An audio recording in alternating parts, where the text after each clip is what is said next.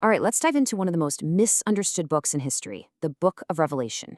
Now, I want you to forget everything you think you know about the end of the world, because this is an explainer about finding hope right in the middle of the chaos.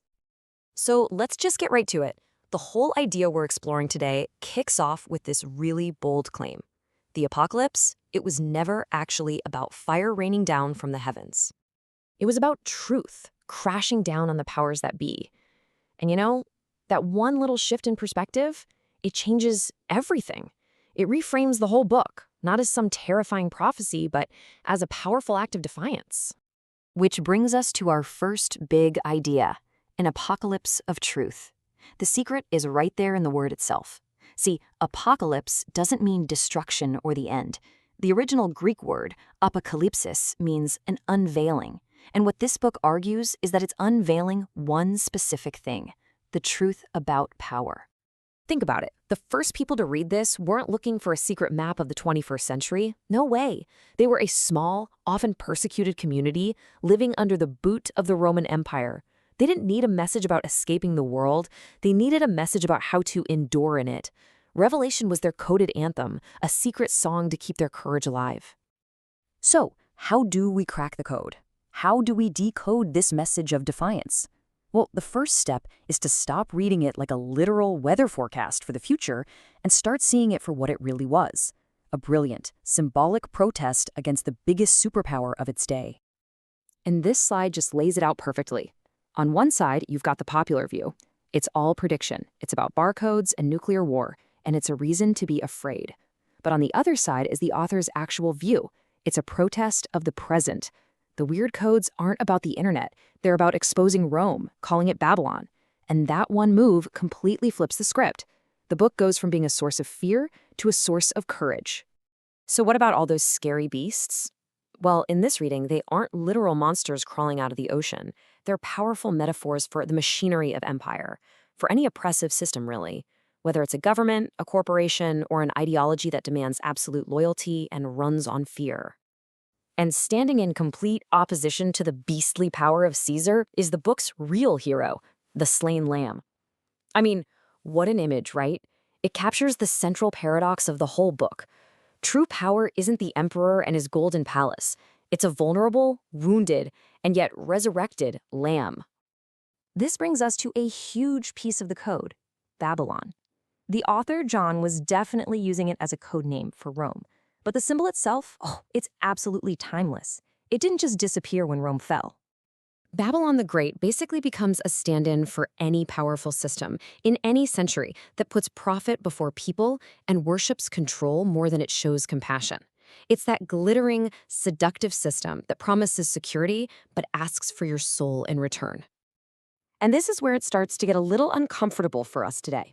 The source suggests that we can see that same spirit of Babylon in all kinds of modern systems, in financial systems that prioritize profits over people, in aggressive nationalism that demands total allegiance, or even in religious institutions that seem to worship wealth and power.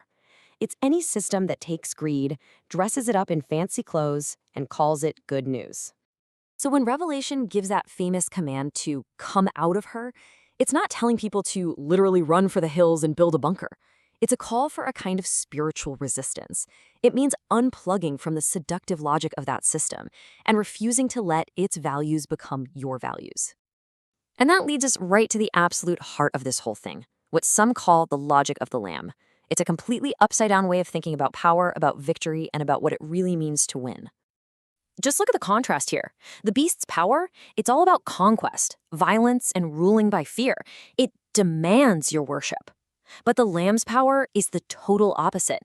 It's based on compassion and a love that just won't quit. It doesn't demand anything. It inspires worship. And it doesn't conquer with a sword, but with self-giving sacrifice. This whole mindset is often called resistance theology. And the core idea isn't to get beamed up and escape all the world's problems. No, the idea is that real victory is found by courageously staying put, by enduring injustice, and by protesting it, not with weapons, but with stubborn love and a refusal to be quiet. And the book itself tells us exactly how the good guys win. It's not by becoming a bigger, stronger beast themselves. It says, "They overcame by the blood of the Lamb and the word of their testimony." Their victory is found in their faithfulness and their witness, even when it costs them everything. So if Revelation isn't a play-by-play of the world's fiery end, then what is its conclusion all about? It's not about destruction, it's about new creation. It's a blueprint for hope. I mean, after all the chapters of thunder and beasts and judgment, the book ends in this moment of breathtaking beauty. There's no final cosmic bomb. Instead, there's a garden. There's a city with a river of life flowing through it, and trees on its banks whose leaves are for the healing of the nations. What a stunning final image. So it all kind of boils down to this 4-part blueprint. Step 1, the empire falls. You have to recognize that these man-made systems of power don't last forever. Step 2, the Lamb reigns. You understand that sacrificial love is actually the strongest force in the universe. Step 3, hope is dangerous. Believing in a better world is a truly radical act. And finally, step 4, worship is resistance. Deciding where you place your ultimate allegiance is a powerful political statement. Because in the end, that's what's left standing. Not the beast's power, not Babylon's wealth, but love. A love that has been through the absolute worst the empire can do, and somehow comes out the other side, not just alive, but radiant. According to this reading, that is the final word. And that leaves us with a pretty big question to take with us. If an apocalypse is really an unveiling of the truth, what truths are being unveiled in our world right now?